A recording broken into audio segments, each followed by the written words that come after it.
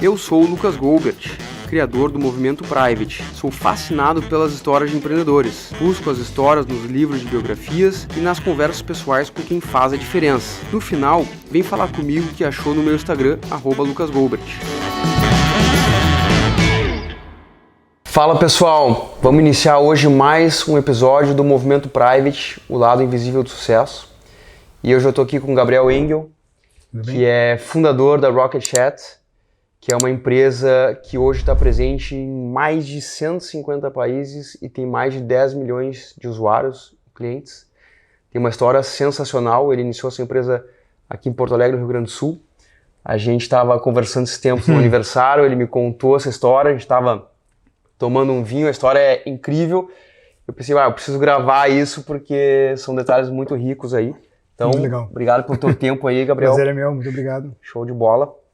Gabriel, eu queria começar ouvindo de ti como é que começou a tua jornada como empreendedor, desde lá da tua família, e depois a gente entra na história da Rocket Chat, depois dessas outras iniciativas que tu já teve, né?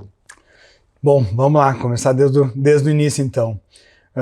Acho que a história, bem como tu disse, lado da família, eu sempre tive inspiração do meu pai, do meu avô, veio numa família que sempre, de empreendedores que decidiram que queriam fazer alguma coisa, que tinham ideias, queriam construir. Então, sempre, acho que nas conversas de família, sempre naquela pergunta, em vez de ser o que tu vai querer ser quando crescer, o que tu vai querer fazer quando crescer, no sentido, né, o que tu vai querer criar ou empreender. Então, tanto que eu, meu irmão, né, meus irmãos, é uma família de empreendedores. Minha mãe também empreendeu várias vezes, teve várias empresas, até alguma empresa, primeira empresa que eu tive foi com a minha mãe. Eu, desde pequeno, mexia com computador, então adorava essa ideia de criar coisas, de inventar coisas. Gostei do lado de informática, que parecia criar coisas, ser uma coisa mais fácil, né? Tipo, tu não precisa fisicamente estar criando algo, mas pode usar só com a mente. E aí, por isso que às vezes muitas pessoas perguntam por que tu não vai fazer informática, engenharia da computação? E eu me lembro de uma série, um filme, na verdade, que me marcou muito, acho que era um Discovery Channel, alguma coisa, que contou a história do Thomas Edison. E aí, agora tem até aquele filme A Guerra das Correntes, e que mostra que, mesmo sendo um engenheiro, um inventor, criou a lâmpada, desenvolveu a eletricidade, enfim, o que ele mais fazia, boa parte do trabalho da história foi criar a empresa que ia ter que comercializar isso, que ia ter que para fazer dar certo não bastava só a ideia. Tinha que empreender, né? Tinha que empreender. Então a invenção sozinha não era suficiente. E o quanto que ele, talvez até por ter falhado como administrador, pouca gente sabe que a GE, né, era a Thomas Edison General Electric. Sim. Só que ele não conseguiu gerenciar a empresa e ele foi demitido da própria empresa e tiraram o nome dele da empresa e ficou só General Electric e o Thomas Edison acho que ele teve apoio do JP Morgan. Sim, toda essa história, às vezes, que a gente fala sobre VC, foi lá buscar capital, tudo isso ele até conseguiu fazer de uma maneira... Lá em 1850. Antes de startup ser isso, na verdade, era uma startup buscando investidor, com uma ideia louca que ia criar uma lâmpada elétrica. Enfim, então eu fiquei muito fascinado por esse lado que ia muito além só de ter a ideia. E talvez ingenuamente eu pensei, ter ideia parecia, para mim, a parte mais fácil, tipo programar, aprender a fazer coisas parecia a parte mais fácil. Eu achei que era muito mais desafiador o lado do tocar uma empresa. Sim. E aí quando eu fui fazer a faculdade, eu decidi, vou fazer administração, porque aprender a programar é fácil, eu pego um livro, baixo na internet e aprendo. E aí o meu pai, né, por isso que eu acabei sendo sócio da minha mãe no início, porque a minha mãe estava abrindo uma loja de roupas. E aí ele disse, se tu quer aprender mesmo como é que é empreender, tenta cuidar de uma loja de roupa, ainda mais uma loja de roupa feminina, que era algo que, tipo, para tu ver que às vezes tu tem que estar pensando com a cabeça do consumidor, não necessariamente é a tua. Sim. Então, aprender o que eles querem, ter que lidar com o vendedor, com estoque, enfim. Marketing.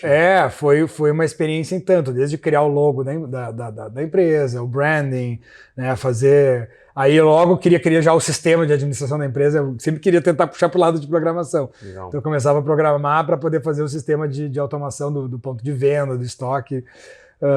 E foi bem legal a experiência. Acabou, a empresa estava crescendo, estava dando certo e surgiu um comprador. E a gente vendeu. Minha mãe disse: quero vender a empresa. Tinha já curtido a fase, e aí vendeu a empresa.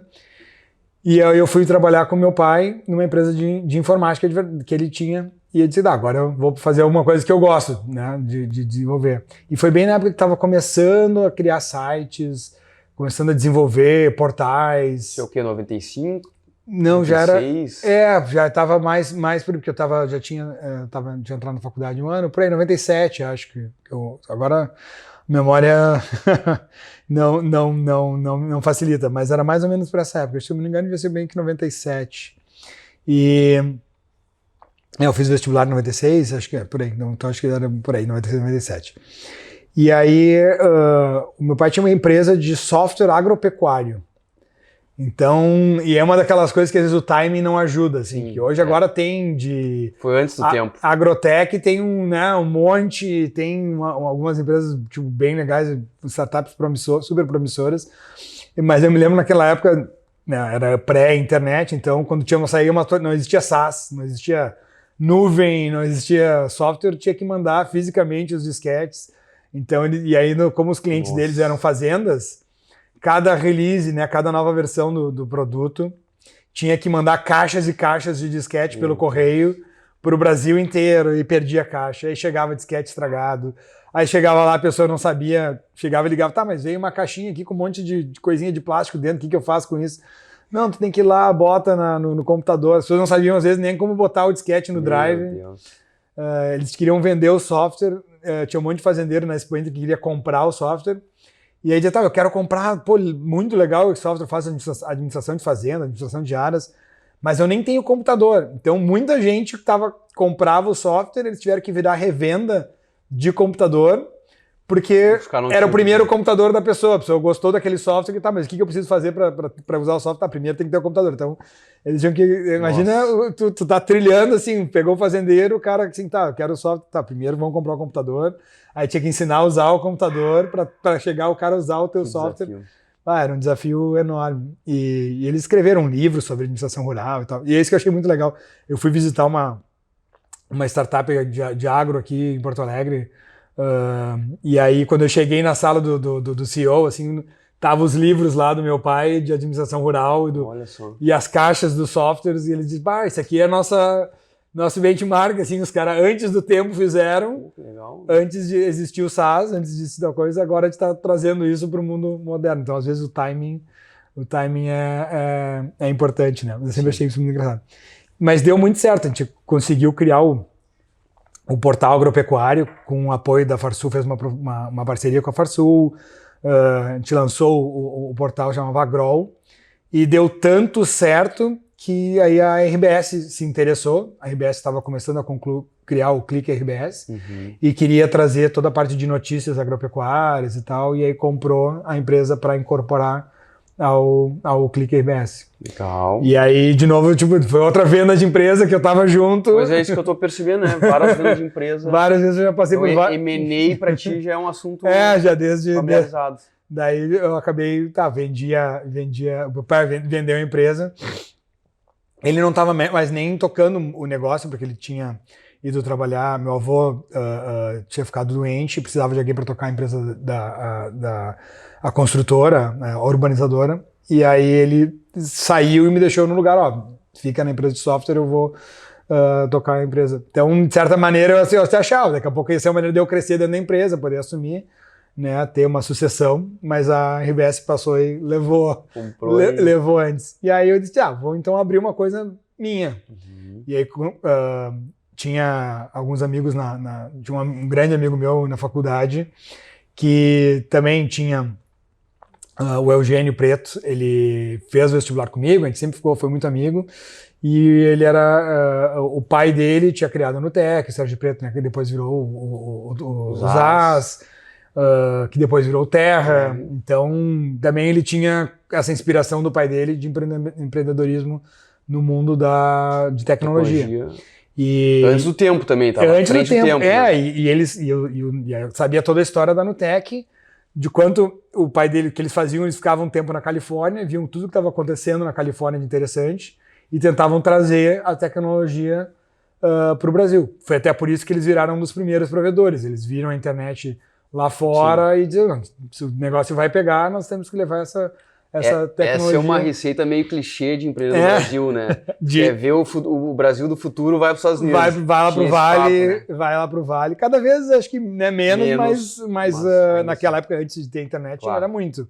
Mas o mais engraçado, no caso ali dele, é que quando ele tem uma linguagem de programação que se chama PHP, que faz a maioria dos sites, o WordPress, coisas tudo no PHP. E o desenvolvedor que criou o PHP trabalhava para o pai, para a NutecNet. Legal. Na Califórnia. Então eles eram uma empresa forte na Califórnia de tecnologia, tanto que o cara que inventou uma das línguas mais usadas no mundo de desenvolvimento trabalhava na NutecNet. Bacana. E o Eugênio conhecia ele, tipo, porque ele ia para ir pro escritório, ele conhecia o Rasmus Lirdorf. E aí ficava assim, não, tu aprendeu a programar PHP no livro. Eu conhecia o cara o pai do negócio. O que inventou, o pai do negócio. E aí ele também queria fazer uma coisa dele, e a gente acabou criando uma empresa com outro amigo, com o André, e aí surgiu a Intelliman. A gente chegou a fazer uns outros projetos antes, teve outros nomes da empresa no meio do caminho, mas acabou, sim, se virando a Intelliman, e a gente fazia daí sites para as empresas, fez um monte de projeto para o Terra, e aí veio um momento também interessante, né, na história que aconteceu. A gente começou a fazer um monte de projeto para o Terra e a gente usava projetos de código aberto, de software livre, para fazer. A gente não tinha dinheiro para ficar comprando softwares da Microsoft ou né, a coisa do .NET, o banco de dados pago. Então a gente usava tudo que era gratuito. Eu usava o PHP que era gratuito, usava Linux, usava MySQL, usava todas as tecnologias gratuitas para fazer as coisas. E aí, quando a gente começou a criar algumas coisas, veio essa vontade de, vamos tornar algumas das coisas que a gente criou, alguns componentes, tornar eles gratuitos e devolver para a comunidade que desenvolve código aberto para ver o que eles acham. Daqui a pouco né, usam também e tal. Então, mas foi uma completamente assim, vamos ver se é legal né, entrar nessa onda, já que a gente usa tanta coisa grátis, vamos dar de volta. Um give back. Um give back.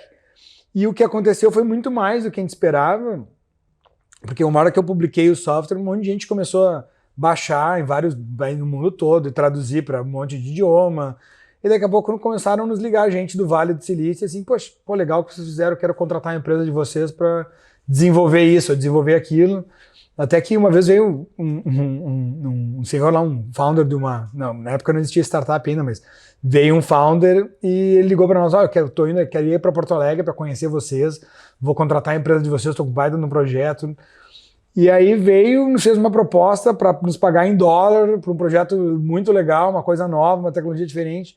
E aí eu fiquei, poxa, né, a gente fez um give back com a menor expectativa, despretensioso, e teve um baita de um resultado, um baita de um retorno maior do que esperado, assim, e lançou a gente num outro patamar. Ganhando em dólar, né, e aí Brasil, aquela economia sobe e desce, tendo né, medo de recessão e crise. E por outro lado, a gente, esses caras estão nos pagando muito mais do que os nossos né, brasileiros nos pagando em dólar. Então ficou aquela coisa na cabeça de duas coisas. De open source como uma estratégia de distribuição e não simplesmente como uma doação, como uma coisa beneficente, mas não, como uma estratégia de atrair atenção e clientes.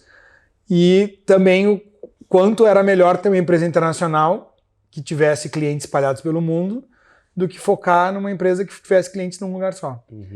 E aí, logo que eu me formei na faculdade, eu falei com meus sócios e disse, olha, né, eu fui o primeiro a me formar, eu falei, vou sair do Brasil, vou abrir uma filial em algum lugar.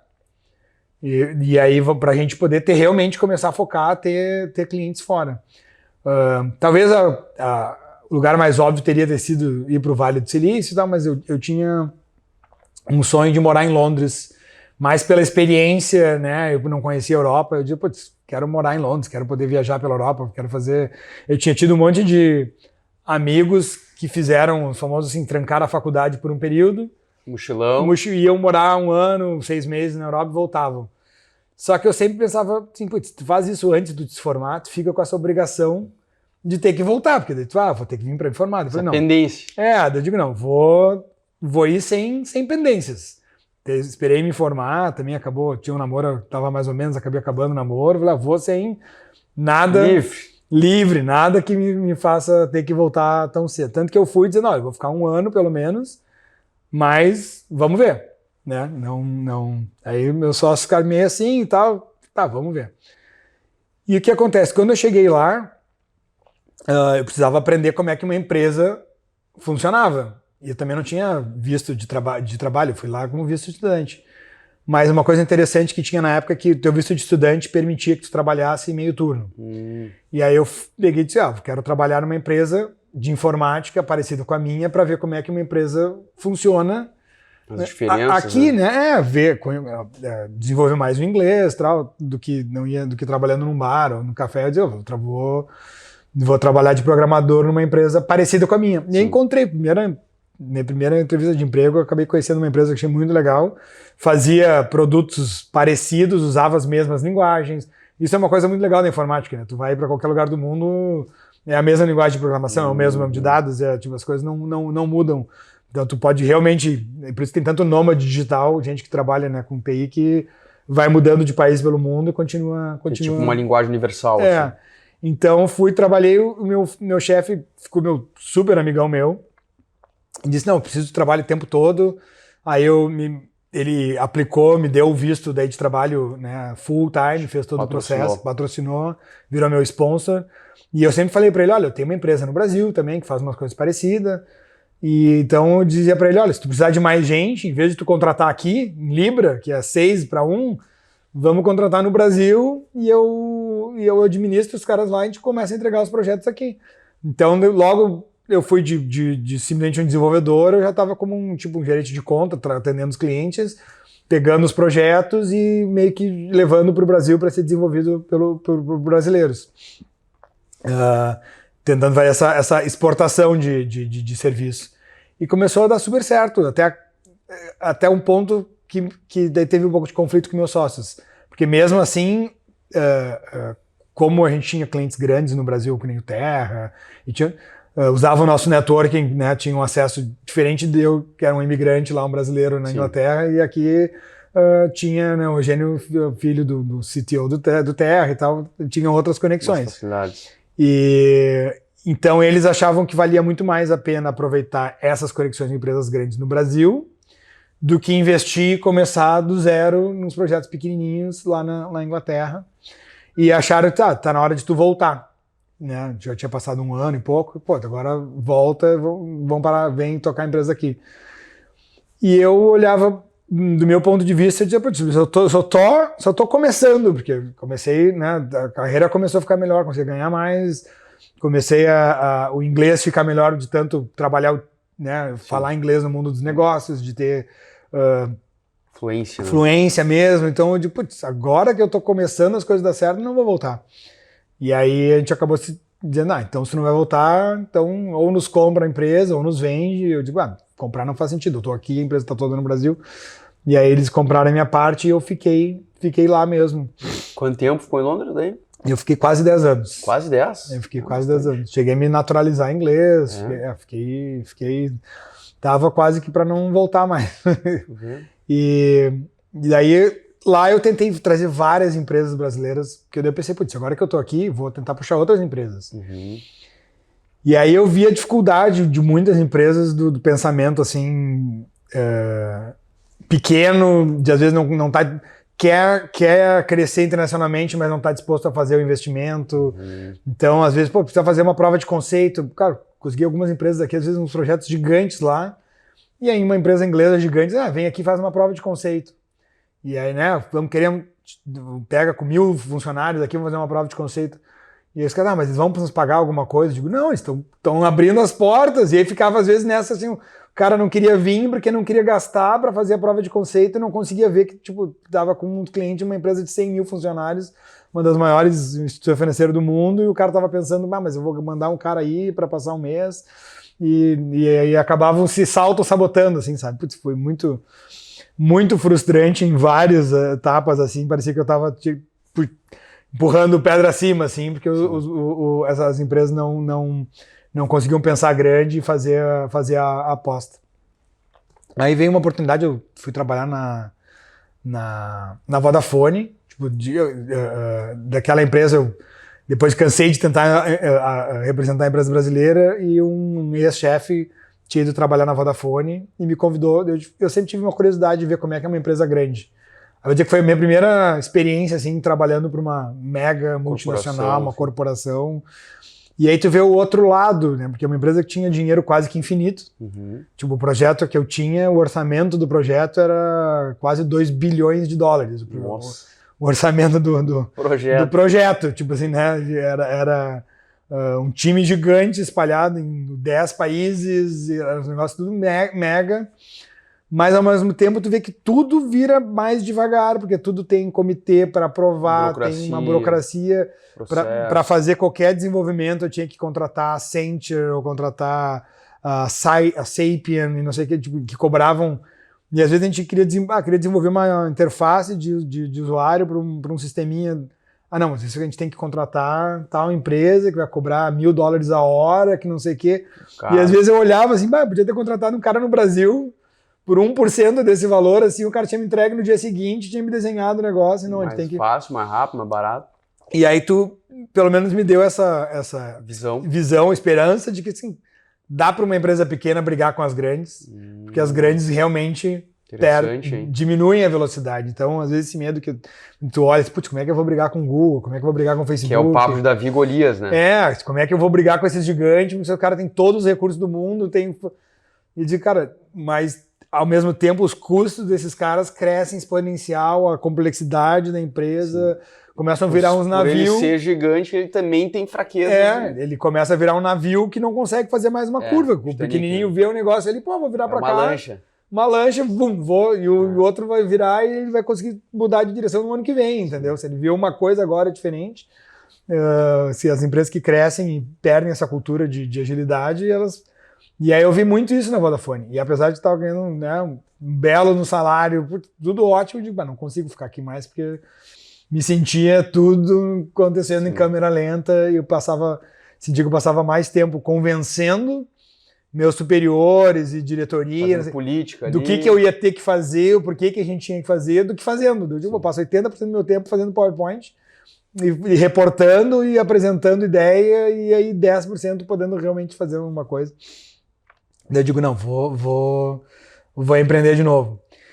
E aí decidi que ia voltar, queria criar algum produto. Eu comecei a contratar de novo um pessoal no Brasil para fazer o produto, comecei a ter alguns clientes no Brasil e aí que surgiu a Connect, que a gente tinha comentado, que é uma ferramenta de CRM para gestão de site, gestão de portfólio, de inventário de produto, e a gente teve um monte desde de imobiliária, empresa de recrutamento e seleção, de vagas, construtora, revenda de carro.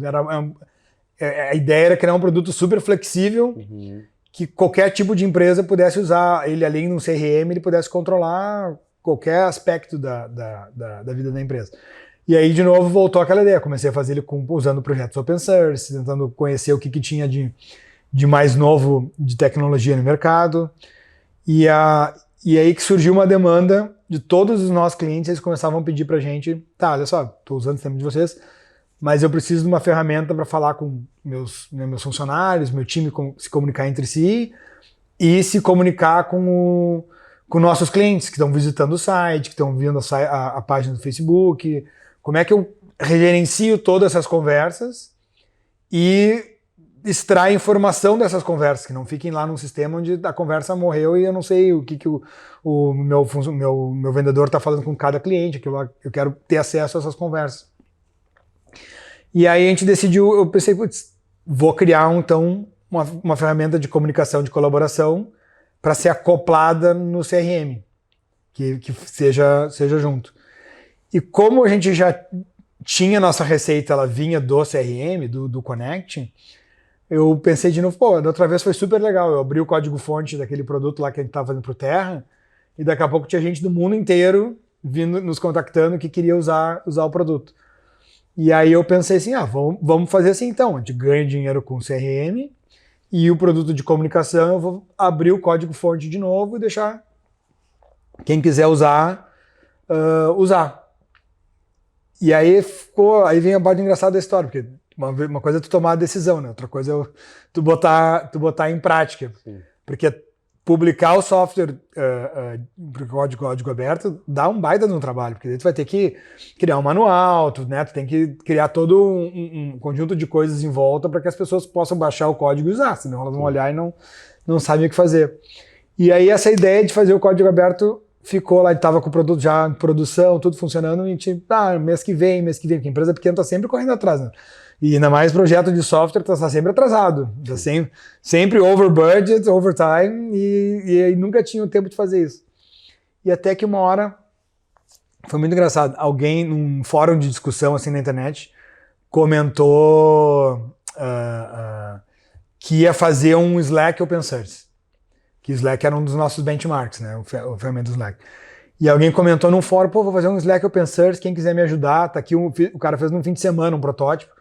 E um monte de gente começou a dizer, vou te ajudar, e começaram, daqui a pouco, quando eu olhei o fórum, assim, tem umas 80 pessoas aqui, já tracionou o negócio do cara. Pegou.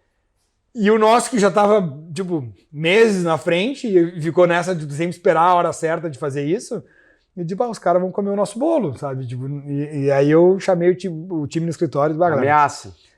Alguém, ou a gente faz uma coisa agora, ou a gente desiste da ideia, porque o cara tá tracionando. E aí eu até liguei pro cara, era um austríaco, e um sueco, enfim, daqueles lados lá. E aí eu digo, olha só, a gente já criou um produto, né? Quem sabe a gente se junta, vamos unir nossos poderes, fazer junto. A gente tá já há meses num projeto, já tem um monte de empresa em produção, tô vendo que teu produto ainda tá assim, tu fez num fim de semana, tá bonitinho, mas tu nem vai ter esse problema. Tem várias coisas que eu vi que tu não resolveu ainda. Tá bem embrionário. Era embrionário, era uma prova de conceito legal, bonitinha, mas não passava disso, né? E aí ele disse, vamos fazer um trabalho junto, então me manda o código de vocês que eu boto no meu site. E a gente começa, eu digo, não, eu tava convidando vocês a vir trabalhar com a gente. E aí ficou aquela coisa um pouco de ego, assim, talvez, mas eu digo, vocês não estão dispostos a pegar tudo que a gente fez e dar para outro. Aí não também, né? Aí não é. Aí sim vai virar caridade. E aí eu falei para o cara não vai dar jogo junto, vamos ter que fazer uma competição. E aí chamei todo mundo no escritório, vamos criar um nome. A gente criou o nome Rocket Chat naquela noite, criou o site, criou. Então tudo aquilo que a gente estava, às vezes, há 6 meses, quase um ano, assim, amanhã a gente faz. Foi uma noite com Red Bull e pizza, deu 40, sei lá, 2 dias assim, todo mundo virado no escritório. Lá Elon Musk.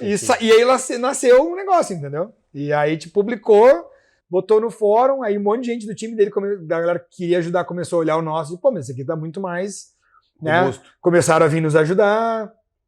O dele era tão primário que o pessoal não podia usar ele, o próprio time que estava desenvolvendo não podia usar ele como ferramenta de conversa, porque se mais de 10 pessoas conectavam, o servidor caía, não conseguia... tinha um monte de coisa que ele não tinha feito ainda. E o nosso, pelo menos, dava umas 100, 200 pessoas, naquela época já funcionava. E aí as pessoas entravam no nosso, esse aqui é um negócio que funciona, tem mais funcionalidade. E aí durante uns 6 meses começou a ter essa corrida, onde cada vez mais as pessoas começaram a vir para o nosso, e até aquele dia ele ligou dizendo, desisto, você está muito na frente, eu vou dizer para todo mundo que use de vocês, então pode dizer para todo mundo, eu vou desligar o meu projeto e passo todo mundo pro de vocês.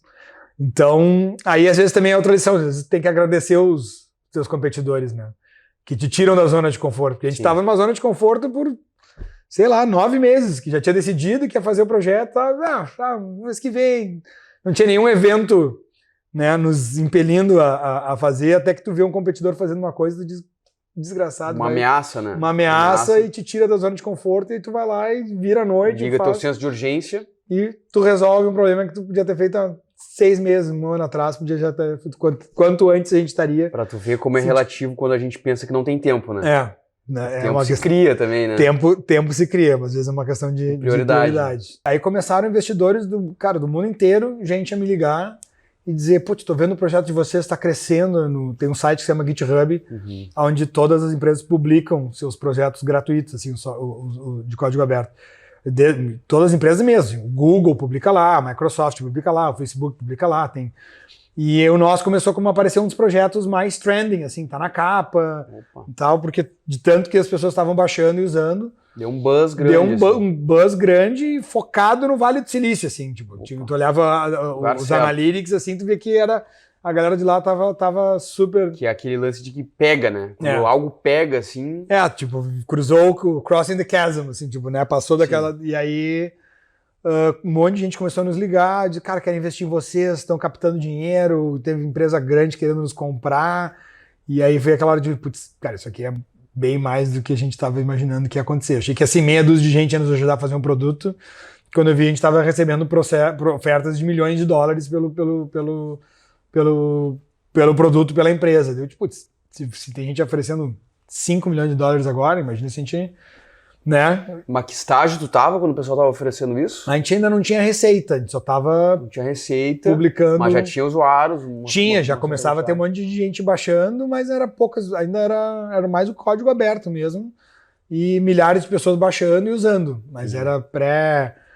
E aí me convidaram para dar umas palestras lá, lá no Vale sobre o projeto. Legal. E aí, especificamente, um framework de desenvolvimento que a gente usava, que usa ainda, o Meteor. Aí os caras ligaram, venham aqui, querem contar a história de vocês, a gente faz tem um encontro trimestral que a gente chama os projetos mais legais para vir contar a sua história e tal. Daí eu perguntei, putz, legal, né? Será que quando vocês pagam a passagem e tal para ir falar e tal? Os caras, não, a gente te dá um microfone, se tu tiver aqui, tu fala, né?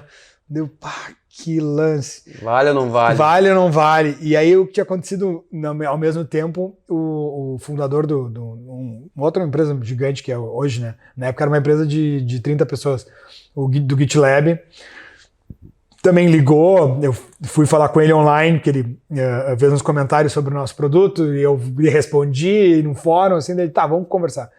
Daí ele, comecei a conversar com ele, dizer pra ele porque que ele estava errado a opinião dele e tal, que a gente tinha feito tais e tais coisas que era muito avançado na tecnologia. Daí ele disse, quanto é que ganha teus desenvolvedores? E aí que pergunta capciosa, será que ele vai querer roubar meus desenvolvedores e tipo, vai me deixar sem? Eu ainda falei pra ele assim, vou chutar pra cima pra tentar espantar. Daí eu falei, $5 mil por mês cada um e tal. Daí ele assim, tá, então se tu tivesse mais um desenvolvedor em 3 meses, tu conseguia fazer mais isso no teu produto? Daí eu digo, acho que sim. Tá, então vou te mandar um cheque de $15 mil só pra ver se tu consegue fazer o que tá falando. Olha só. Não me deve nada. Daí eu digo, que lance, né? O Vale do Silício é um lugar diferente mesmo. Tipo assim, o cara... joga o dinheiro... só pra testar. Pra testar. Mas aí ele disse, se um dia tu for buscar capital, fala comigo primeiro. Me dá preferência. Me dá preferência, só isso que eu te peço. Deu, então tá. Daí aconteceu uma coisa que eu fiquei pensando assim, o cara vai me dar dinheiro, e se um dia eu for buscar dinheiro com ele, aí eu tive que dizer pra ele que eu não precisava do dinheiro. É melhor não ficar devendo essa... Aí eu falei, não vou... Essa dívida moral. Essa dívida moral, então eu digo, não, ele mandou, tá, não, que pega o dinheiro, eu digo... Tem algo aí de valor, é melhor investir eu. Daí eu digo, não, nem precisou e tal. Na verdade, eu tava já devendo pro meu irmão, pro meu pai, né? Family and friends. Devendo pros funcionários, devendo pra todo mundo, não tinha... Mas ao mesmo tempo, e um cheque de $15 mil ali, eu digo, fizer fichinha, não tô desesperado. Fez um grau. Fiz um grau. E aí, quando me chamaram para dar essa palestra lá, eu falei para ele, olha só, tô indo para Califórnia, me chamaram para dar... Porque daí eu pensei, cara, vou, não vou. Eu fiquei pensando, um monte de gente vai para São Francisco fazer essas imersões e tal. Daí eu digo, cara, vou fazer uma imersão de verdade. Os caras me chamaram da palestra, vou lá falar com esse fundador e disse, tô indo para aí. Ele, cara, vem aí, fica na minha casa, tem um sofá-cama aqui, vamos bater papo e tal. E aí eu já tinha um lugar para ficar. Fiquei uma semana na casa dele, dormindo na sala, era tipo 2 andares, assim, ficava o quarto dele, um loft. Ele e a esposa no andar de cima e eu morando na sala ali. E era escritório também, então de manhã cedo eu acordava, arrumava a cama, arrumava o sofá, porque começava a chegar os funcionários que ele tinha criado a empresa na sala dele. E a empresa era distribuída, assim, então a maioria dos funcionários nem ia lá, mas os que moravam em São Francisco iam ali na isso sala é meio dele. comum lá, rolou em várias empresas, acho que o cara dos Apos também tinha isso. Tem várias empresas que... Tony sim, Reich. Sim, Delivering Happiness. Sim, é um livro inspirador, foi antes que eu li quando estava morando na Inglaterra. Eu gostei muito também. E, coitado, ele acho que pirou um pouco demais depois, tem uma história meio trágica, mas a história dele das Apos é muito legal. Mas então eu fiquei, e aproveitei e digo, vou para São Francisco, vou ligar para todo mundo que eu conheço, quem eu não conheço. E aí é um lado legal do Vale, acho lá que é legal de tentar emular em outros lugares, que é o quanto os empreendedores se ajudam. São abertos. São abertos. Então eu mandei um e-mail para um monte de gente dizendo, olha só, tô indo para aí, eu tô criando um projeto Open Source, posso tomar um café contigo, posso almoçar contigo. E quando eu vi, eu tinha um monte de gente, né, que tu acha às vezes que vai ser inacessível, ligando e dizendo, não, vem aí, toma um café, passa um tempo... E é um lado legal do Open Source também, porque quando tu diz que tá fazendo uma coisa e todo mundo vê que tá giving back, fazendo uma coisa aberta, muito mais pessoas estão dispostas a te ajudar, porque vê que tu tá também fazendo algo útil para a sociedade. Legal. Então, eu fui e conheci uma galera. E até o pessoal da MongoDB, que é o banco de dados que a gente usa, que é um banco de dados Open Source, e eu digo, vamos lá para conversar. E fui lá, fiz uma apresentação do produto e tal, daí o cara perguntou para mim, tá aí, tu tem alguma pergunta para mim?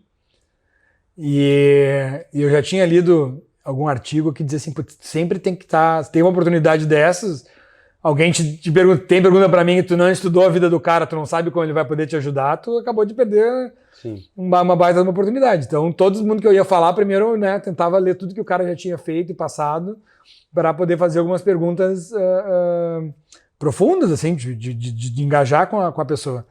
E aí eu comecei a conversar com ele, perguntar, como é que vocês fizeram resolver tal problema para começar a monetizar em cima do produto de código aberto, porque eles fizeram a mesma coisa, eles criaram um produto open source, o mundo começou a usar, né, depois eles foram monetizar, e eu basicamente estava no início de uma jornada que eles já tinham passado.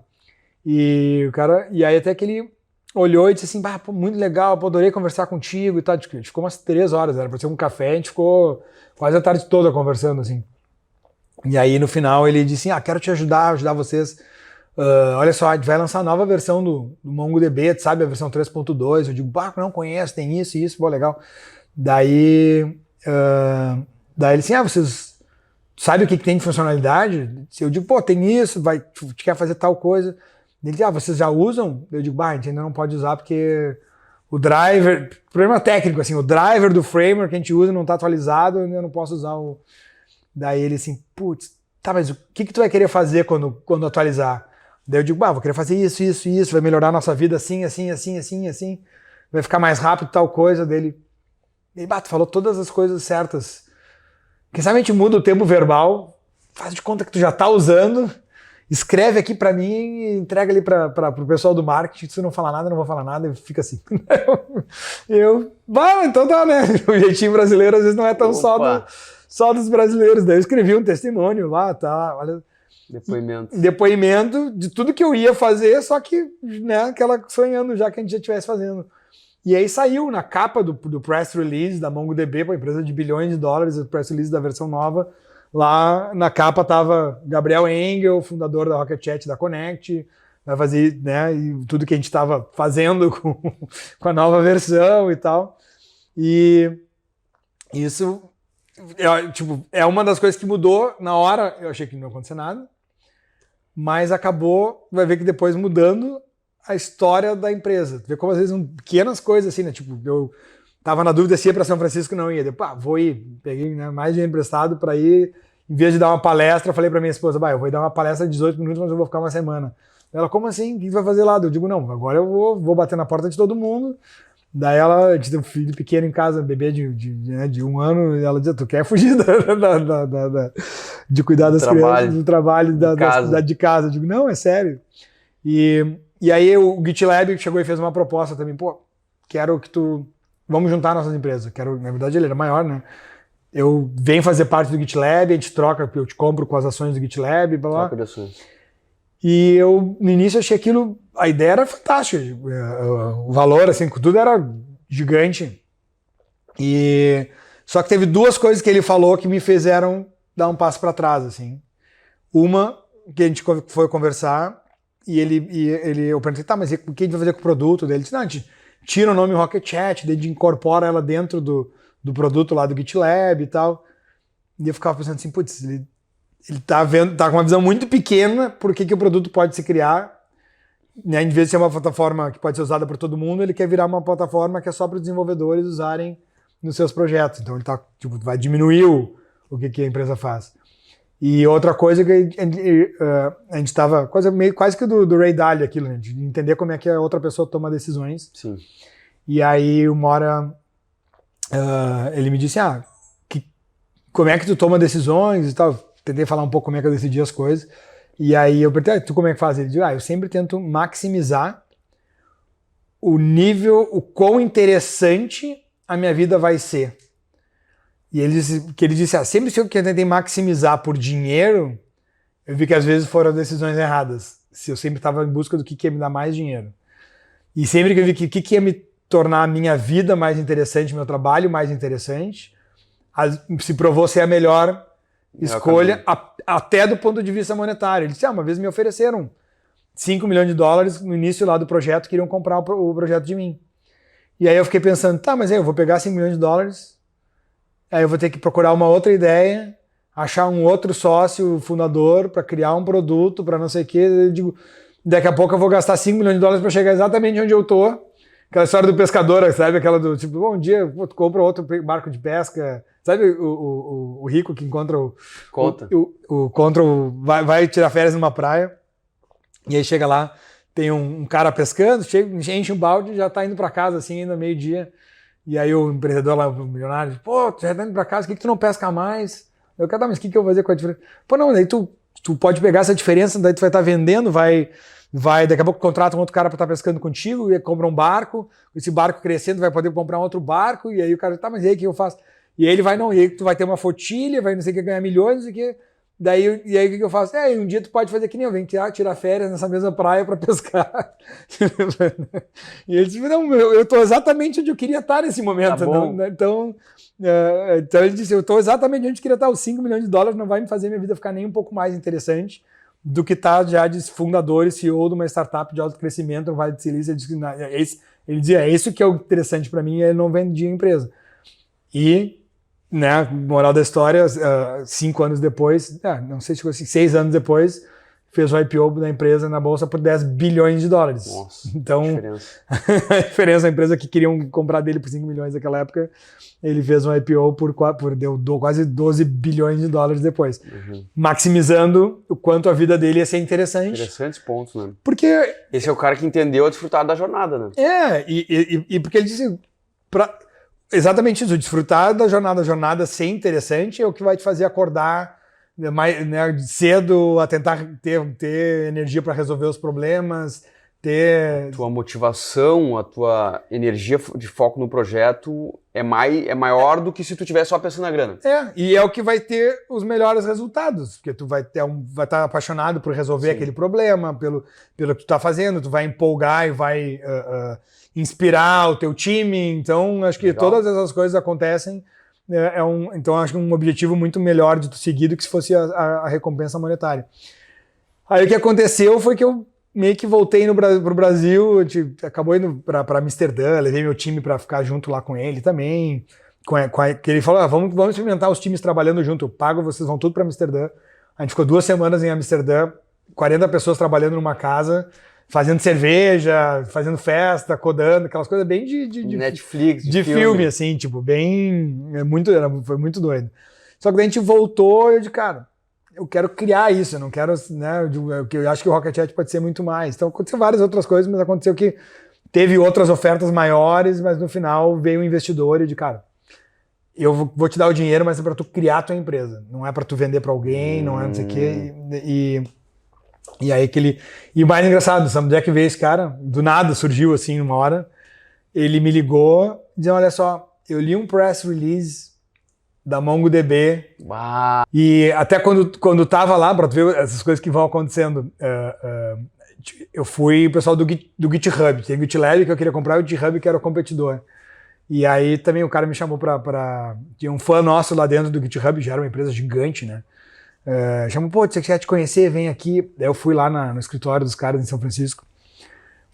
Muito, o lugar era fantástico. Pra ter uma ideia, a sala de entrada assim, é uma réplica da sala oval da Casa Branca. E a secretária fica sentada na mesa do presidente, assim, até o carpete e as bandeiras. Só que no carpete, em vez de ter uma águia, é o mascote da empresa, assim. Tu olhar as fotos no lugar, isso é incrível. Eu fui lá, conheci todo mundo, o cara me apresentando a empresa toda. Até que uma hora tinha um magrãozinho, assim, lavando uns copos ali e tal. Esse aqui é o CEO e tal. Tipo, o cara, né, o CEO de uma empresa de multi-bilhões de dólares, estava ali, batendo papo, a gente vai ter um evento fim de semana, tu vai ir? Eu nem sabia o que era, não. Tomei os ingressos e tal, ia ter um encontro de desenvolvedores do mundo inteiro numas docas lá do Porto de São Francisco. E não, vai ter o GitHub Universe, e vem lá, e aí fui lá também, eu digo, cara, agora eu vou falar com todo mundo que puder me ouvir. Então eu tava nesse modo, assim, de falar pro mundo o que eu tava fazendo e um monte de gente me dando conselho e às vezes achando legal, baixando.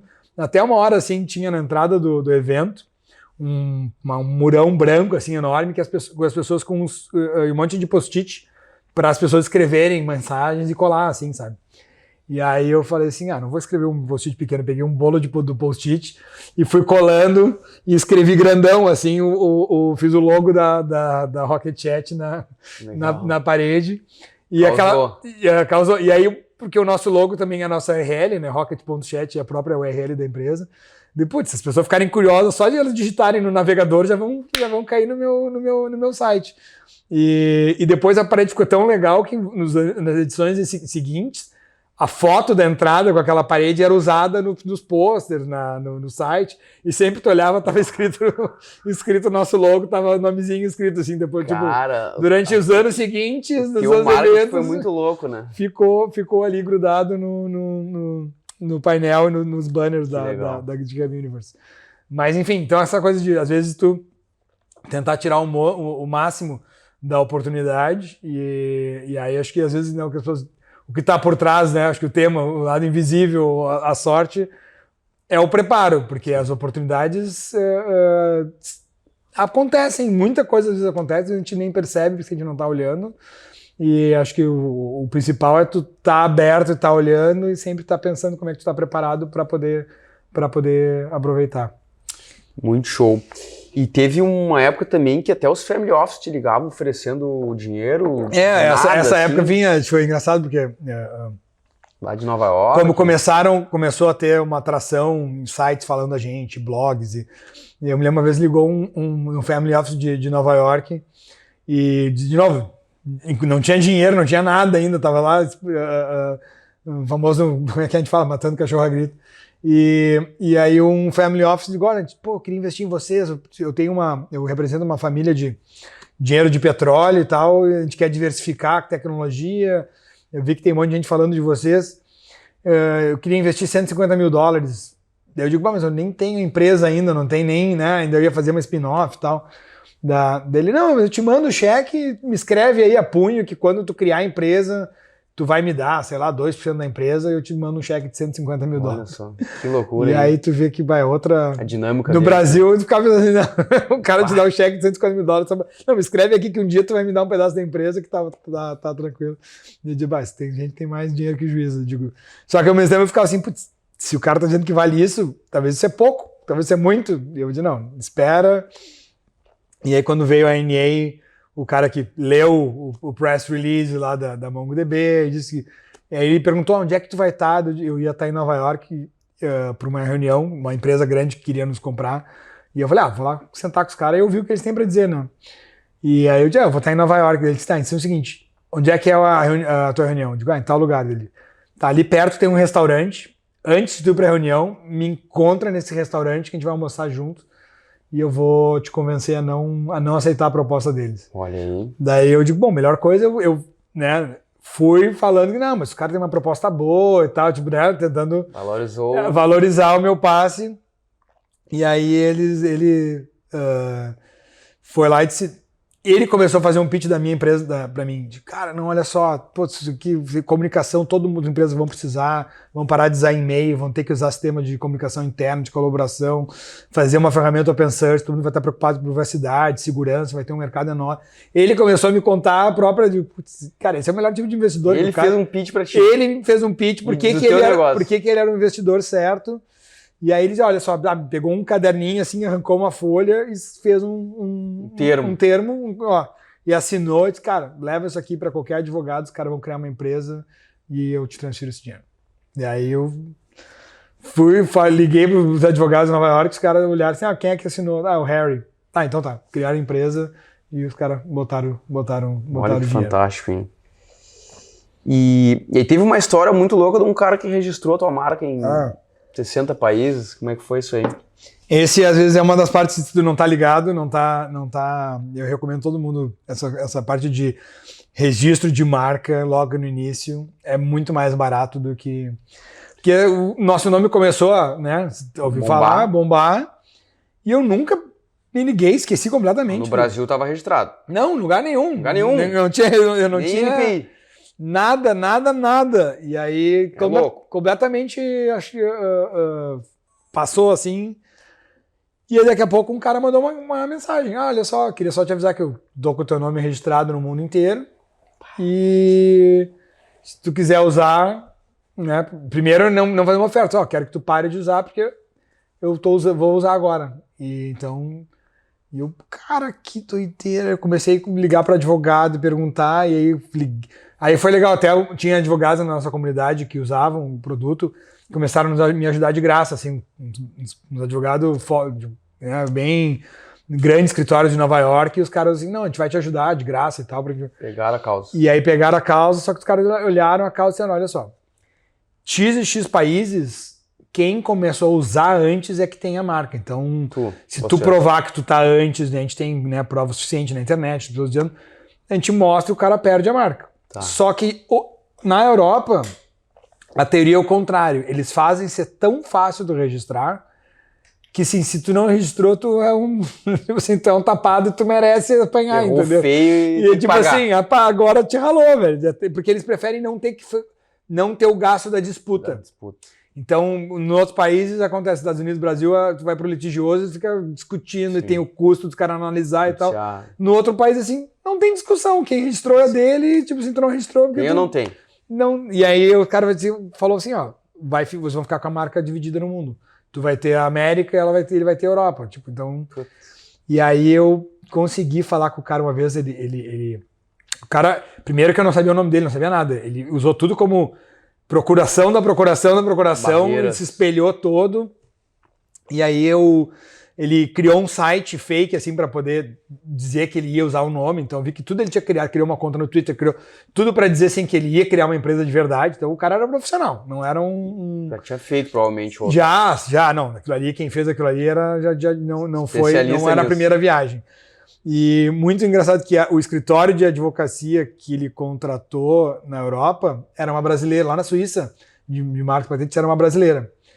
E aí eu até mandei uma vez uma mensagem pra brasileira, falei, olha só, teu cliente, tipo assim, eu não espero que tu faça nada, eu só preciso desabafar, entendeu? Sei que advogado talvez não tá nem aí pra quem é que tá certo ou errado, quem é que ele tá pagando seus honorários, não sou eu, mas só pra tu saber, tu tá do lado de um... Tá conivente com um bandido e tá destruindo talvez um sonho de uma empresa brasileira de tecnologia. E contei pra ela tudo umas coisas legais que tá fazendo.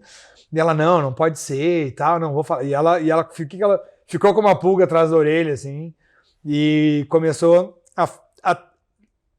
eu entendi que nos bastidores ela começou a tentar fazer alguma coisa para dissuadir o cara. E eu consegui, pelo... a página do Facebook que ele criou, começar a conversar com o cara também uma vez. E aí comecei a contar todas as coisas que a gente estava fazendo, quanto era difícil, quanto eu estava devendo dinheiro para o mundo todo, não sei o que. E até que uma hora o cara disse, tá bom, te dou a marca. Tá brincando.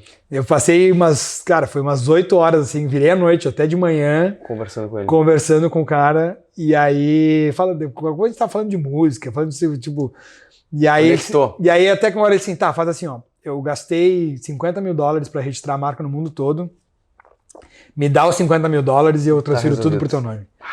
E aí a brasileira me ligou lá, eu digo, não sei o que tu fez, mas o cara me ligou dizendo que é pra passar tudo pro teu nome se tu pagar os custos dele.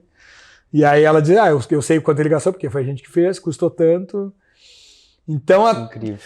Até hoje, assim, eu nunca descobri quem é o cara, porque foi tudo só através eu não sei quem ele é, eu não sei, a própria advogada, depois ela virou nossa advogada e terminou de registrar pra gente. Legal. Nunca me contou, ela disse que não tinha. Então até hoje eu não sei quem na história, assim, se tem... quem que pode ter sido, mas foi um momento de tensão de que a gente fosse perder a marca, perder o nome, perder tudo. Mas acabou dando certo. Incrível, hein? E, Gabriel, dessa história fantástica aí, o que tu diria que foram teus pontos de inflexão, assim, aqueles pontos que realmente mudaram o jogo, né? Acho que o momento, é aquele momento onde eu falei que a gente decidiu se expor, eu decidi, vou lá para Califórnia falar da minha ideia e passei num modo, talvez aquele de protetor da ideia, tipo, não vou deixar ninguém saber o que eu tô fazendo, vou decidir assim, cara, quero que o mundo inteiro saiba o que eu tô fazendo e como é aberto o código, quero que quem quiser me ajudar, me ajuda. E isso com certeza foi um ponto de inflexão onde a gente passou a ser conhecido e começou a atrair. Outro foi, claro, quando veio a série de eventos que levou a NA, o Harry, botar o dinheiro e a gente ter a primeira rodada de $5 milhões e começar a ter dinheiro para contratar gente, para criar uma empresa de verdade. Aí teve um outro momento interessante que $5 milhões parecia que era todo o dinheiro do mundo. Parecia que nunca ia gastar. Assim, cara, $5 milhões, eu com um time de 5 pessoas, $5 milhões vai dar... Aí, só que tu começa a contratar gente, começa a criar time disso, crime daquilo, criar escritório. E aí, na hora que a gente começou a tentar monetizar, a gente não tinha tentado monetizar desde o início. Primeiro, a gente queria que todo mundo usasse de graça, né? E a gente viu que o ciclo de venda era muito maior, assim, as empresas grandes para comprar, ou tentar convencer o pessoal a pagar por uma coisa que eles já tinham de graça para ter suporte e tal. A gente errou feio na dificuldade, e aí quando viu a gente, cara, vai acabar o dinheiro, a gente ainda não tem a receita para monetizar, tá com uma monetização minúscula, assim, então a gente teve que penar para conseguir mostrar um início de uma inflexão para convencer os nossos investidores a nos dar uma ponte, um bridge round, para trazer, para a gente conseguir chegar pelo menos no primeiro $1 milhão de receita, para fazer uma rodada grande depois. Mas foi assim, o quanto que tu fazer alguma coisa descolada da monetização, tu pode às vezes estar andando muito tempo por um lado, né, ou fazendo assim, quando eu for monetizar eu vejo, eu resolvo. Por um tempo, ok, a gente vê Facebook, Amazon, muitas empresas que rodou no vermelho por anos, algumas que eu uso até hoje, mas eu acho que ainda mais agora com o ecossistema, como estão o valor do dinheiro volta, as empresas têm que descobrir como é que o negócio fica de pé o mais rápido possível. A gente teve que... Aí foi até um outro aprendizado interessante, a gente tinha inchado a empresa tão rápido que mesmo que eu buscasse o dinheiro, o tempo que eu tinha para buscar, quando vi, não ia dar tempo. Tive que demitir. A gente, cara, vamos ter que demitir fazer um downsize. Um terço dos funcionários, quase metade dos funcionários vai ter que mandar para a rua. E aí a gente começou a ver que, tinha várias pessoas que não tinham muito um fit cultural, assim. Cara, os caras não vestem a camisa, vieram pela grana, vieram porque, a empresa é legal, tá pagando bem e tal, mas não estavam comprados na ideia, não tavam, e aí até... Mesmo o pessoal da antiga estava começando a pensar assim, putz, não é mais a mesma coisa trabalhar aqui, assim, não é aquela gana de fazer o produto, de fazer um negócio irado. Galera, e aí, quando a gente demitiu esse 1/3 dos funcionários, parece que a empresa ficou mais rápida. O pessoal voltou a ter um pouco de gordura. Tirou, parece que ela ficou mais leve, ficou mais ágil, mais eficiente. E a cultura voltou, assim. Mais coesa. Daí que a gente viu assim, às vezes tu só ter mais gente, tu achar que vai jogar gente no problema, ou que pagar mais por aquelas pessoas, só dar salário maior vai resolver. tu não ter... se estar atento ao fit cultural, saber se aquelas pessoas estão compradas na ideia, não pode ser enfim, o início do fim, assim. Então a gente aprendeu muito, não cedo o suficiente, a gente quase morreu por causa disso, mas foi um dos aprendizados de que nada mais importante. Então hoje a gente faz uma entrevista e o teste de valores, de cultural, antes de fazer o teste técnico, às vezes, né? Mudou. Porque senão tu fica tentado do contrário. Pô, o cara é muito bom tecnicamente. Aí tu vai fazer o fit cultural, o cara mas ele é muito bom tecnicamente. Vamos trazer esse cara. Ali. E aí, às vezes, a gente acabava, vamos pegar o cara bom tecnicamente. Só que o cara aqui daí, ele pode ser super bom tecnicamente, mas ele começa a não vestir a camisa, ele não quer participar vai estragando um pouco da cultura. E aí estraga a cultura e quando vê, ele começa a causar todo mundo a produzir menos. Sim. E então, entre os caras super bons, ele vai fazer a empresa inteira. E aí tu pode ter 1, 2, 3, começa a ter vários desses. Então, acho que um dos maiores assets assim, que a empresa tem é a cultura. E manter ela desde o início é muito mais fácil que tentar consertar depois. Sim, belo ponto. E o que te move nesse desafio gigante aí de tocar uma empresa mundial, aí, multinacional? O que te move nessa jornada? Acho que é uma série de coisas, tipo, o quanto criar uma empresa, eu vi que depois eu fui pai, né, mais ou menos ao mesmo tempo que eu estava criando a empresa, foi ser pai, tem uma coisa muito parecida com essa de família ou de educar os filhos, ver que a empresa, ela acaba copiando muito dos teus valores, assim, os bons e os ruins. Sim. E várias vezes, assim como teus filhos, daqui a pouco eles não vão fazer o que tu fala, vão fazer o que tu faz. Sim. Então, às vezes tu vai dar um xingão, não faz isso, tal coisa. Mas ele tá me copiando. O teu time, às vezes, é a mesma coisa. O exemplo. Tu deu o exemplo de que tu não chega na hora na reunião, aí a galera começa a se atrasar pra reunião, e tu chega lá e diz, me atrasado. Sim, mas tu nunca chega na hora na reunião, ou tu nunca faz tal coisa, e aí tu começa a ver o quanto das coisas tu passa por uma jornada de aprimoramento, de ter que melhorar e fazer aquelas coisas porque tu quer que teus filhos sejam assim ou que tu quer que as outras liderar pelo exemplo. Então, eu acho que muito, para mim, foi essa jornada de quanto era um reflexo do que eu queria ser e ter um espelho, que era uma instituição que espelhava o que eu estava fazendo.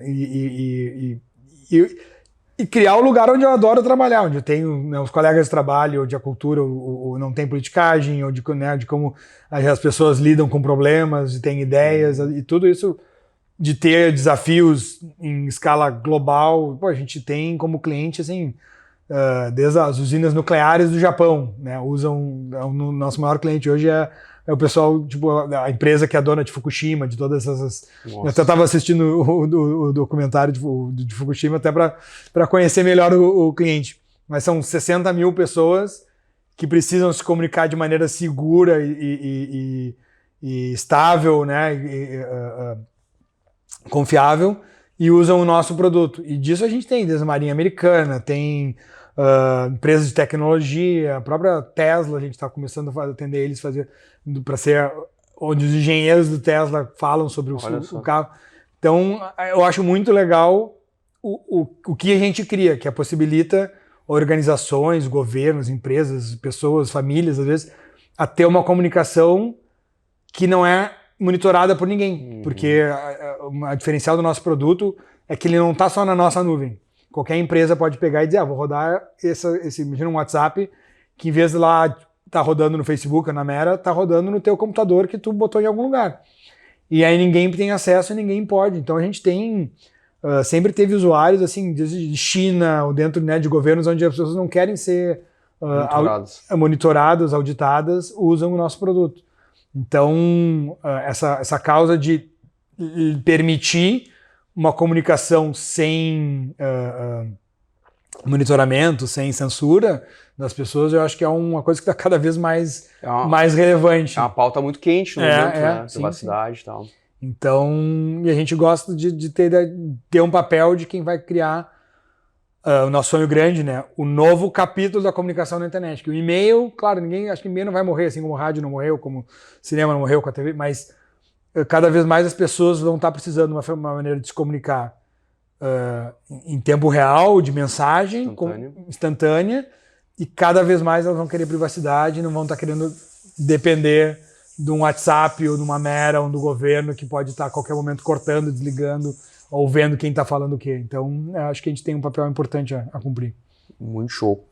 E nessa caminhada tu teve algum mentor ou alguns mentores? Alguns, acho que eu sempre fui atrás de buscar pessoas que sabiam, né, mais do que eu, já tinham tido algum pedaço, feito algum pedaço dessa jornada. Então, eu tenho mentores desse tipo, assim, o Carlos, que é um psicólogo, né, que o pessoal do fundo me apresentou, o John Hamm, lá no Vale, que foi me apresentado pela Endeavor. Na verdade, eu tenho vários, então acho que é mais o hábito, porque nenhuma dessas pessoas sozinha tem a receita do bolo ou vai te responder, ou passou exatamente pelo que está passando. Então acho que cabe muito ao empreendedor assim, a tentar identificar pessoas que te inspiram, até o próprio founder do GitLab, tipo, né? Eu me inspirei muito nele, muita coisa eu perguntava para ele como é que ele fazia, apesar de a gente não ter feito negócio. Então, eu acho que é mais ser humilde de que tu não tem as respostas e procurar pessoas que podem compartilhar a experiência deles e tu tenta juntar um pouco do que ele fala, do que um outro fala. Então, na verdade, acabo tendo vários mentores, não um só. Legal. E tu falou de psicólogo, o Carlos. Como é que tu trabalha o autoconhecimento? Tu tem clareza hoje dos teus pontos fortes, dos teus pontos fracos? Tem, sim, eu faço terapia, na verdade tenho o Carlos como mentor, porque ele é um psicólogo, mas ele é mais... é muito interessante, ele foi VP da Oracle, foi VP da IBM, então ele foi um baita de um executivo de alto, tipo, cara lá no Vale, que uma hora cansou e disse, cara, eu quero ajudar outros executivos. Aí foi estudar psicologia no Instituto Jung, lá na Suíça. Aí virou PhD lá, né, fez o mestrado, doutorado, né, e aí decidiu poder virar mentor e consultor para empreendedores. Então, alguém que já conhece muito de software, é engenheiro, é VP, então ele entende, assim, a gente está falando de vendas, de problema de equipe de vendas, e ele, já liderei uma equipe de vendas da IBM no Brasil, então sabe o que tu tá passando, então é interessante. A outra coisa que eu faço muito eu sou empreendedor Endeavor, então eu comecei a me envolver com a Endeavor desde cedo. E esses grupos que a Endeavor cria, onde tu acaba conversando com outro empreendedor, às vezes uma ótima maneira de se conhecer e de ver que algumas coisas, o que tu sabe, de ver que os outros têm desafios em comum contigo. Então, acho que para mim o maior assim, é os mentores e peers. Outros grupos de empreendedores, às vezes é onde tu consegue mais ter umas conversas, identificar fraquezas, coisas que tu ainda tem para aprender, né? Quando alguém conta problemas que já tiveram que lidar, diz, putz, vou ter que evoluir. E o que tu diria que são teus pontos fortes, assim?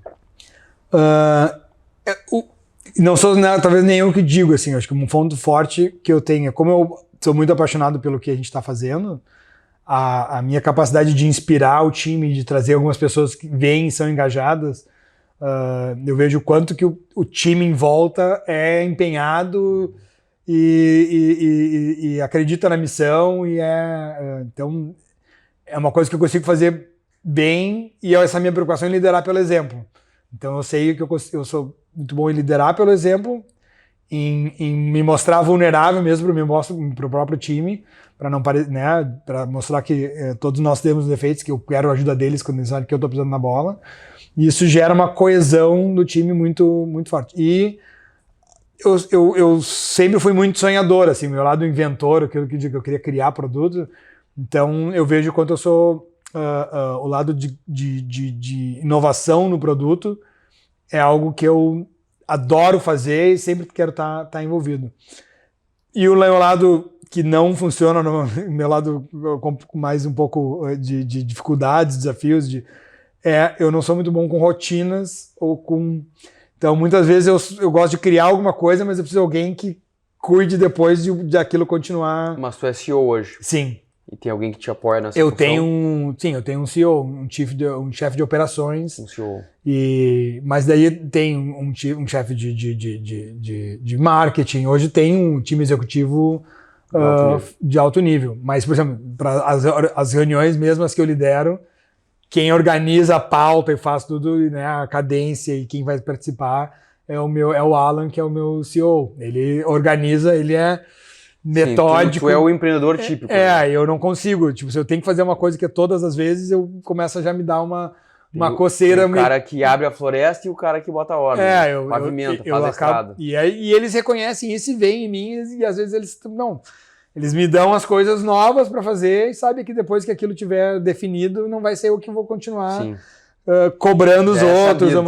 Então, e acho que isso que é legal. Como eu não tento parecer que sei de tudo ou que sou perfeito, eles tentam, sabe que isso aqui não vai fazer direito, eles mesmos já me tiram e dizem, Gabriel, eu te conheço, tipo, então faça tal coisa lá, melhor a gente gastar teu tempo com isso e isso que é preciso das tuas ideias, ou às vezes diplomacia, tipo, dizem que sou muito bom em trazer ideias diferentes ou conflitantes e achar um meio do caminho de conciliar. Então mesmo assim, organizar board, organizar, né, os investidores ou os times que estão com ideias diferentes ou querem fazer coisas diferentes. Então, eu sou muito bom em ouvir e ter alguma luz assim, cara, mas entendi, o que tu quer é isso. E o que ele quer é isso, não são necessariamente conflitantes. Se a gente fizer assim, tu vai ter isso que tu quer e ele vai ter. E aí a gente acaba criando. Então, em seguida, a minha equipe vem para mim trazendo problemas e conflitos, perguntando assim, tá, olha só, tá acontecendo isso. Pensa, vê aí alguma coisa, e às vezes eles sabem que eles têm que me dar uma ideia para me perguntar no dia seguinte, eu vou ter tido alguma luz de como conciliar, então acho que essa já ouvi até de investidores, dizem assim, cara, a board da Rocket Chat é a mais colaborativa, é a mais assim, não tem às vezes não tem briga, não tem discussão, porque tu sempre dá um jeito de todo mundo se sentir que foi ouvido e que a gente está fazendo um pouco de que cada um quer, então esse talvez seja um... É bom negociador, então. Se é alguma coisa... Eu sou bom negociador quando é alguma coisa que eu acredito, eu não consigo... não sou um vendedor de sopa de pedra, sabe? Se é coisa de gente que consegue empurrar ou fazer qualquer coisa, eu digo, não, mas eu preciso estar comprado na ideia eu mesmo e eu consigo inspirar os outros a seguirem. Gabriel, e algum livro que te marcou, que tu indicaria? Eu tenho... Ou alguns? Tenho tantos. Tem um livro bem interessante, não sei se já chama The Hard Thing About the Hard Things. Do Ben Horowitz. Do Horowitz. Ele chega a ser meio tragicômico, assim, porque tu acha... Quando tudo já deu errado, tu diz, não, agora o cara chegou no fundo do poço, tipo, vem... Tu lembra que ele disse que ele dormia como um bebê? Acordava de duas horas chorando de tanto pepino que tava na empresa. Mas tu fica ansioso porque tu começa a ler assim, tá, mas agora, não, agora... E aí quando ele achava uma solução, tirava algum coelho da cartola, matava um leão, aí vinha um outro problema maior ainda. E aí, uma coisa que me marcou, ele fala na frase do livro, né, que, cara, ele virou investidor, a Andreessen Horowitz, né, a 16 fortíssima, né? Fortíssima, e ele teve o privilégio de conhecer empreendedores do mundo inteiro, gente de alto sucesso. E ele fala aquela hora, todo mundo eu fazia a mesma pergunta para todos os empreendedores, é assim, ao que tu atribui o teu sucesso? E ele ia colecionando as respostas. E aí ele fala uma coisa muito legal, ele disse, é engraçado que todos os empreendedores de ultra sucesso, o pessoal realmente tem a mesma resposta. E todos os medíocres têm uma outra resposta. Semelhante também. Semelhante também. E aí ele diz, todos os medíocres falam assim, é porque eu fiz tal coisa, ou eu me liguei em tal oportunidade, ou eu consegui... É sempre uma coisa assim, eu... Mais egocêntrico. Egocêntrico, assim. Todos os mais, né, de maior sucesso, assim, cara, eu não... consegui desistir, assim, tipo, só a única coisa que eu falo assim, eu não desisti. Não desisti. Eu tinha algum motivo para não desistir, tinha gente ao meu redor que não me deixou desistir e eu não desisti. Porque todos disseram, eu tive motivo de sobra para jogar a toalha, e eu só não desisti. Cada vez que vinha um outro problema, então... e aí o livro é o tema do livro, porque ele podia ter desistido milhares de vezes. Cara, joga a toalha, acabou, não deu, não tem mais o que fazer. Tu não vai desistir até que as coisas estejam certas. Sim. Então, acho que não é nenhuma questão de sorte, mas é uma como é que é? Uma self-fulfilling prophecy, né? Uma profecia autorrealizável. Se tu acredita que no final vai dar certo, tu vai continuar tentando ou morrer tentando até que o negócio dê certo. Somado a isso tem a força do longo prazo, do composto de ações, né? Que no fim tu vai encontrando o caminho no tempo, né? Claro, se tu tá disposto a aprender com os erros, tá disposto a melhorar, não insistir por insistir na mesma coisa, né? Tipo assim, isso aqui não deu certo, o que não deu certo? O que eu posso usar isso aqui como um aprendizado, fazer um diferente? Acho que ficar tentando a mesma coisa esperando um resultado diferente, aí talvez não. Sim. Isso sim, não é uma persistência burra, mas se tu tá persistência para que alguma coisa dê certo e tá disposto a aprender e ser humilde para aprender, é aquela coisa do próprio Ray Dalio que ele mostra, né? Tu vai fazendo aqueles círculos, cada vez que tu tem uma queda, tu aprende, dá e volta, e tu potencializa o teu ganho pro próximo. Então, acho que tem vários ditados ou assim, essas pérolas de conhecimento que quando tu vê, tu destila pro mesmo conceito no final da história. Show de bola. Bom, Gabriel, muito obrigado. Eu que agradeço. Tirei várias ideias aqui, já tô louco para implementar muita coisa. Eu que agradeço. Tenho certeza que o pessoal curtiu muito também. Então, é isso aí. Obrigado e até a próxima. Obrigado.